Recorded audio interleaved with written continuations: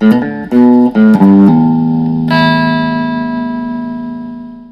je me faisais des colorations, je me maquillais.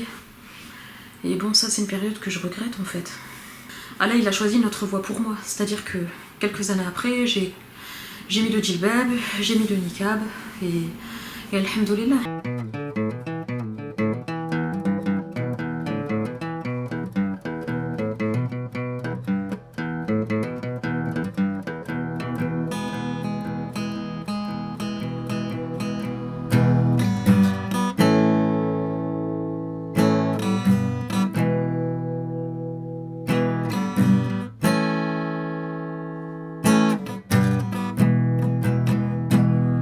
Donc je crois que je vais casser le mythe hein, en disant que j'ai commencé à fumer à l'âge de 11 ans.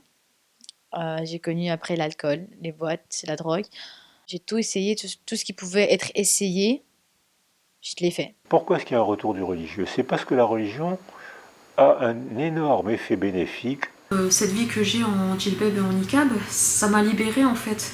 C'est mon corps, c'est ce qui m'appartient, c'est ce que j'ai envie de montrer. C'est pas ça la vraie liberté, de pouvoir montrer ce que moi j'ai envie de montrer. Parce que c'est pour eux, la liberté c'est de mettre des hauts talons, de mettre du maquillage, pourquoi est-ce que moi je devrais me forcer à m'habiller comme elle? Alors à ce moment-là, je serais oppressée. On dit il y a de plus en plus de femmes voilées, mais c'est vrai en fait.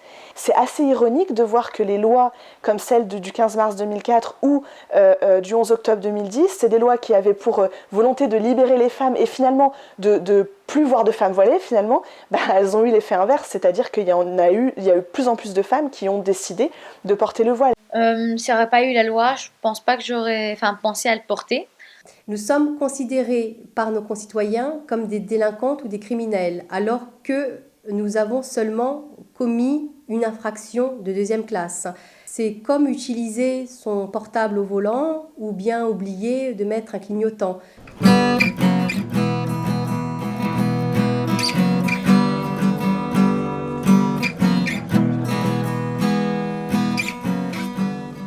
المتعرية يعني في كل ناحية من النواحي حينما تلقى الناس وهي مغطاة الوجه تماما، هذا منظر غير مألوف. ولذلك أنا أرى أنها حينما تتعرض للدعوة يعني تصد الناس عنها. Mais l'homme aussi doit être pudique. Et donc il ne faut pas que la femme paie la facture d'une crispation identitaire. J'ai porté le niqab presque 5 ans. Moi j'étais dans l'extrême, aussi bien dans la tenue vestimentaire que dans la façon de penser et dans le rejet aussi des autres. Mais ce qu'il y a, c'est que quand on est dans ce milieu-là, on n'a pas l'impression d'être dans l'extrême, on a l'impression d'être dans le vrai.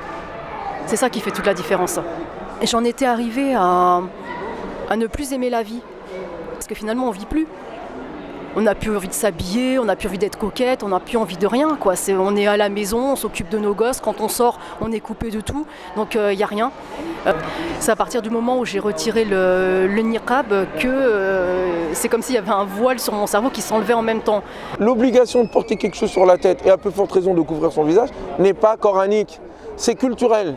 On peut être d'accord ou pas. Moi je ne suis pas d'accord avec la burqa, je pense que c'est inhumain cette affaire. Une femme qui porte une mini-jupe, elle a le droit de le porter, quand bien même on ne serait pas d'accord. Une femme qui porte le voile sur la tête, elle a le droit de le porter.